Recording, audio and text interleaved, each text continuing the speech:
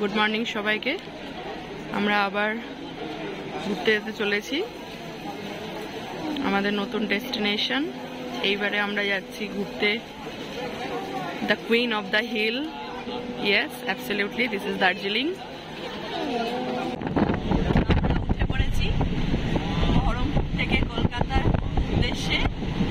সকাল 10:30টায় আমাদের এই ট্রেনটি যাবো মানে কলকাতাতে বা শিয়ালদাতে গিয়ে আমরা ওয়েট করবো। ওয়েটিং রুম পেলে খুবই ভালো, তাহলে ওয়েটিং রুমেই থাকবো। যদি ওয়েটিং রুম না পাই তাহলে আর কি হোটেল নিতেই হবে, কারণ আমাদের শিয়ালদা থেকে ট্রেনটি হচ্ছে রাত্রেবেলা। তো সেটা ধরা বাচ্চাটাকে একটু ঘুম পাড়াতে হবে বা খাওয়াতে হবে, সেই অনুযায়ী ট্রেনে উঠে গেছি। সিটটা ভীষণ পছন্দের হয়েছে, সাইড লোয়ার পেয়েছি।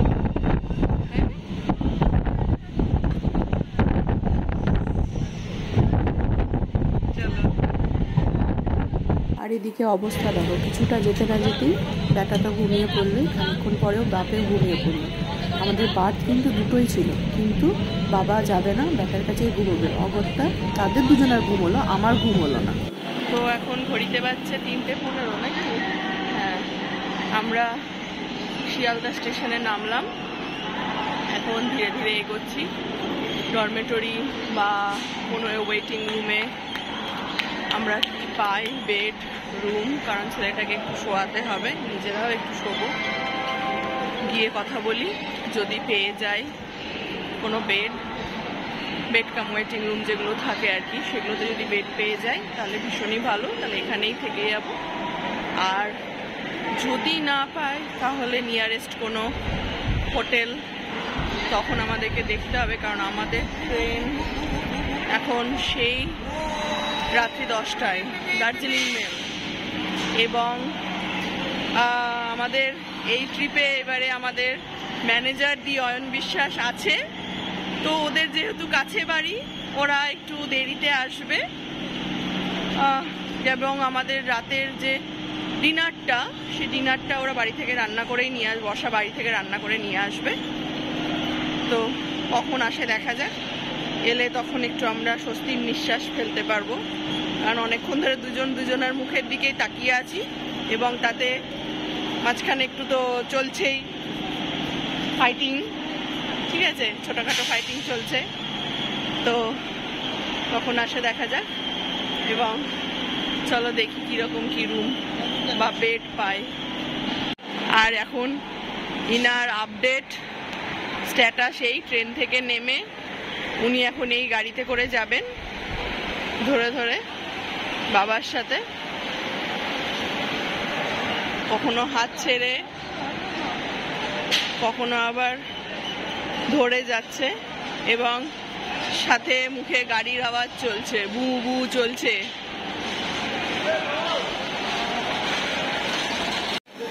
এখন ঘড়িতে সময় 7:40। আমরা 3:30-র সময় এখানে ঢুকেছিলাম। বেশ সুন্দর দুটো বেড নিয়ে নিয়েছিলাম। ছেলে ঘুম থেকে উঠে খাওয়া দাওয়া করে আমরা ফ্রেশ হয়ে এখন একটু বেরিয়েছি ঘুরতে। তো ঘুরে টুরে একটু সাইডে ঘুরে আমরা তারপরে আবার লাগেজ নিয়ে ট্রেনে উঠবো। তো সব থেকে ব্যস্ততম রেলওয়ে স্টেশন হচ্ছে শিয়ালদা স্টেশন। মানে অল টাইম লোকজন, মানে এখন যদি সন্ধ্যে 8টা বাজছে, ওই যে 7:46 বাজছে, মনেই হবে না। তো সেই কারণে আমরা কিছু কেনাকাটা করে আবার লাগেজ নিতে আসবো।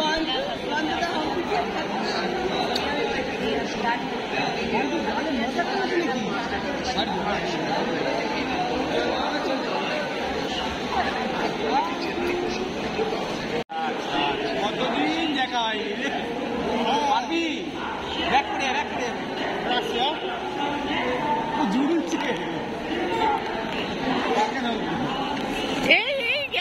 তো আমাদের ট্রেন দেখার সময় দার্জিলিং মেল আর কি 6 নম্বর প্ল্যাটফর্মে দিয়ে দিয়েছে। আমরা সবাই লাগেজটা রেডি একদম ট্রেনে উঠবো বলে।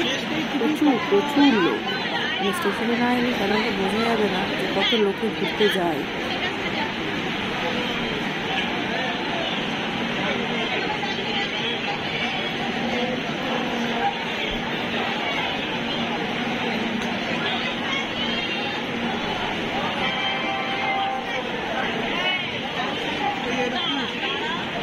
এগুলোতে একবার আসবো।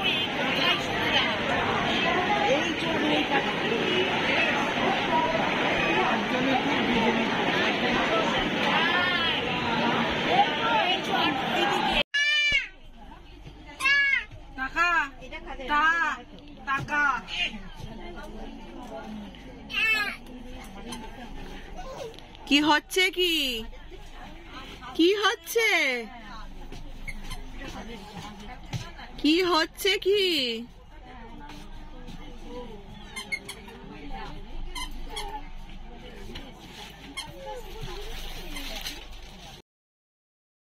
Good morning. আমরা এনজিপি স্টেশনে নেমে গেছি, কিন্তু নামার পরে ভীষণ আপসেট হয়ে পড়েছি, কারণ এখানে বৃষ্টি হচ্ছে, মেঘলা ওয়েদার। কতটা কি হবে বুঝতে পারছি না। তো আপাতত এই মেঘলা ওয়েদার দেখে গাড়ির ড্রাইভারও বলছে তাড়াতাড়ি হচ্ছে গাড়ি ছাড়বে, মানে আমরা যে গাড়িতে করে আর কি যাবো 4 হুইলারে। তো সেই কারণে আমরা ট্রেন থেকে নেমেই এখন আগে যাচ্ছি গাড়িতে।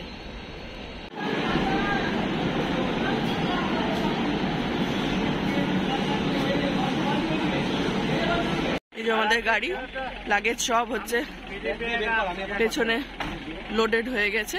এবারে আমরা গাড়িতে উঠবো, গাড়ি চট করে এখানে ছেড়ে দেবো। এবারে এনজিপিতে এসে যেটা দেখলাম, মানে যেখানে আমরা খেতাম দিতাম বা সমস্ত জায়গাগুলো সব উঠিয়ে দিয়েছে, ঠিক আছে। কাজে আমরা আর গাড়িতে তুলে দেওয়ার পর, আগে কি হতো গাড়িতে লাগেজ আমরা লোড করে দিয়ে তারপরে আমরা টিফিন করে বেরোতাম, কিন্তু এবারে যেখানে গাড়ি দাঁড়ায় আর তত দূর যাওয়ার, পিছিয়ে যাওয়ার মতো আর আমাদের ইন্টারেস্ট নেই।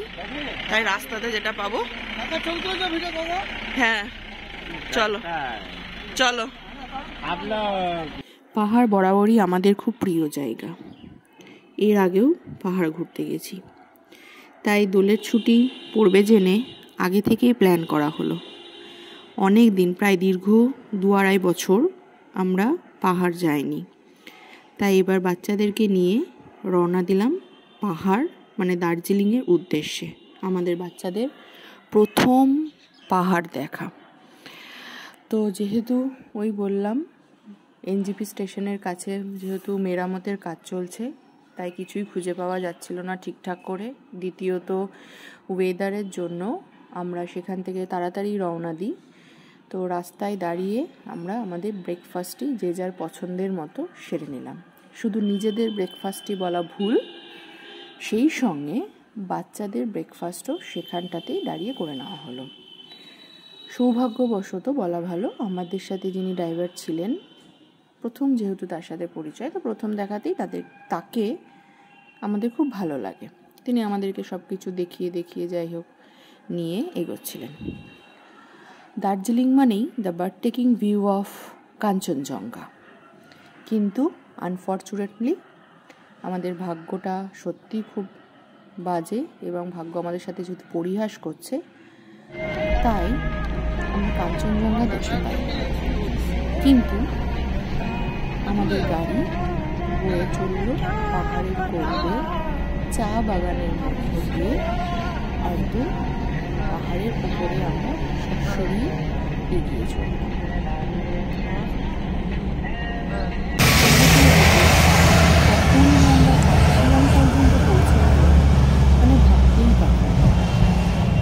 তো ইচ্ছে ছিল এনজিপি থেকে আমরা টয় ট্রেনে যাব, কিন্তু আমাদের ম্যানেজার যেহেতু ভীষণ রাগী, তাই উনি রাস্তাতেই বলেছিলেন টয় ট্রেন নাই, এবং টয় ট্রেনে যেতে কিন্তু অনেকক্ষণ সময় লাগে, তাই উনি আমাদেরকে টয় ট্রেনে নিয়ে যান বলেছেন। অবশ্য জয় রাইডটা করাবেন, তো আমরা ওপরে উঠে হয়তো একটা লুপ কমপ্লিট করব।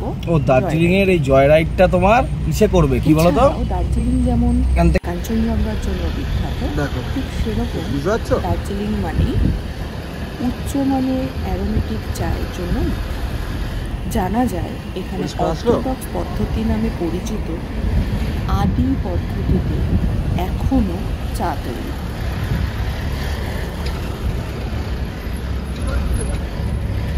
চারিদিকে এতটাই ঘন কুয়াশা যে সেই ঘন কুয়াশার মধ্যে দিয়ে আমাদের গাড়ি আরও ওপরে পাইন গাছের মধ্য দিয়ে এগিয়ে চলছে। ভীষণ ভীষণ ভালো দৃষ্টি। এই সেই পাইন গাছের বন, দুধারে চলছে সারি সারি লম্বা লম্বা বৃহৎ উঁচু পাইন গাছের জঙ্গল।